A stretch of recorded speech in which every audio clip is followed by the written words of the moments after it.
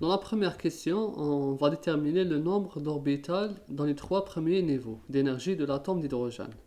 En un atome d'hydrogène, euh, l'électron peut se trouver à différents niveaux énergétiques.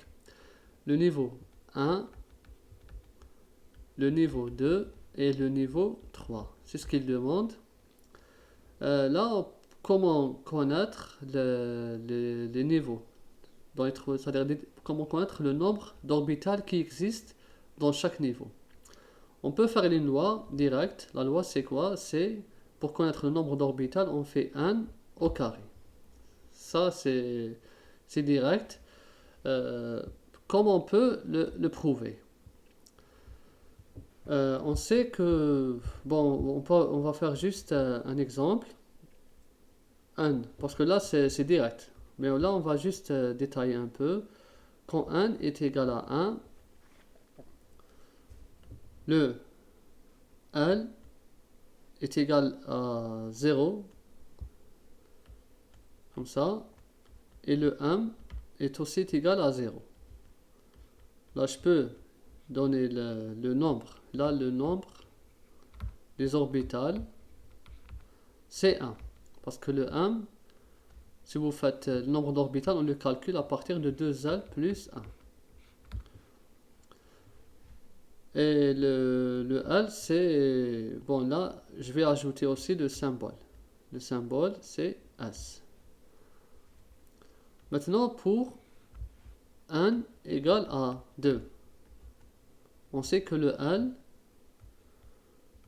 se trouve entre 0, il prend les valeurs de 0 à 1 moins 1.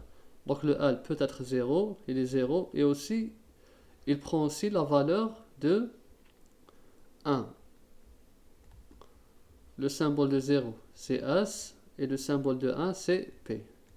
Maintenant, le M, là, on sait que le M, il prend les valeurs de moins L à plus L. Là, c'est M entre moins L et plus L. Là, ça va être 0. Et là, ça va être moins 1, 0 et plus 1. Ici, le nombre d'orbitales, c'est 1.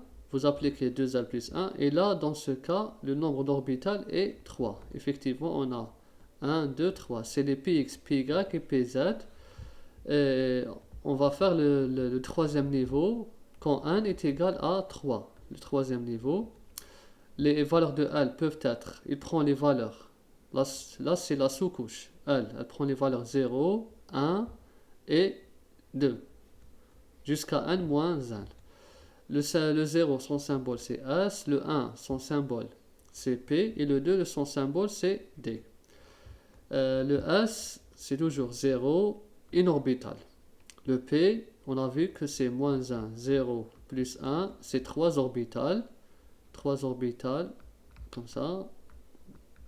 Là, c'est une orbitale, là, 3 orbitales. Et le D, c'est encore plus grand. On a vu que le L, c'est entre moins L et plus L. Donc, ça va être moins 2, moins 1, 0, plus 1 et plus 2. Si on fait le calcul, on trouve 5 orbitales. Et effectivement, en appliquant la loi, 2L plus 1, 2 fois 2, c'est 4, plus 1, ça donne 5. Voilà.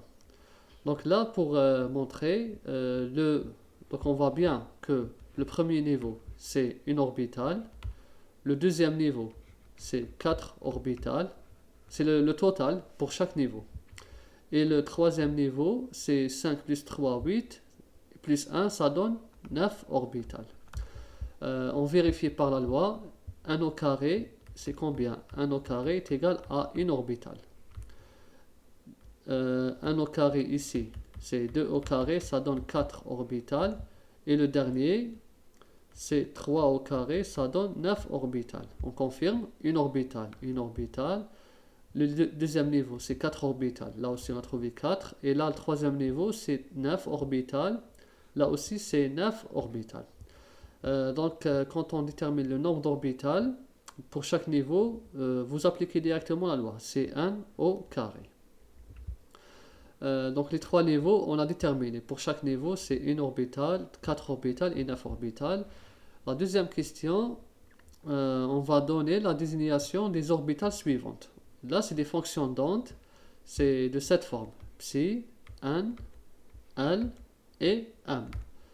Le niveau énergétique, la sous-couche, ou bien la forme de l'orbitale, et l'orientation dans l'espace.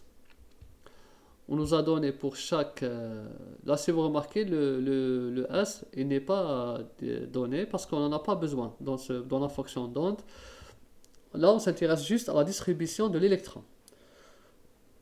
Pour connaître la distribution de l'électron, on a besoin de ces nombres quantiques. Je vais faire sous forme d'un tableau. Je vais écrire la fonction d'onde, psi, n, l, m.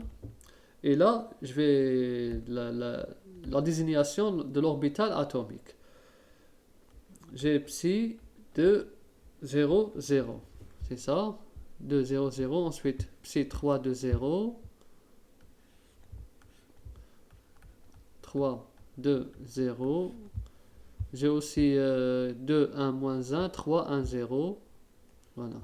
Psi 2, 1, moins 1. Ensuite, psi 3, 1, 0. Et la fin, c'est 3, 2, moins 2. Non, plus 2. 3, 2, plus 2. Psi 3, 2, 2. Voilà. Donc, ici, on va aller directement. C'est 2, 0. C'est quel symbole? C'est le S. Là, c'est la 2S. Là, c'est 3. L'orbital atomique 2, c'est quel symbole? C'est le D. Donc, c'est 3D. Là, toujours, le niveau, c'est 2. Le 1, c'est quoi? C'est le P. 2P. Ensuite, là, moins 1, c'est juste l'orientation. Selon la littérature, il n'y a pas de relation entre X, Y, Z et l'orientation. C'est-à-dire, moins 1, on ne peut pas dire est-ce que c'est vraiment PX ou bien PY. Mais ça reste une orientation dans l'espace et c'est la même, parce qu'ils ont les mêmes volumes. Là, c'est 3. Là, c'est P. 3P. Et enfin, toujours le niveau 3. Et là, c'est D. 3D. Voilà. Donc, voilà les désignations des orbitales atomiques relatives pour chaque fonction d'onde, ou bien fonction d'orbitale.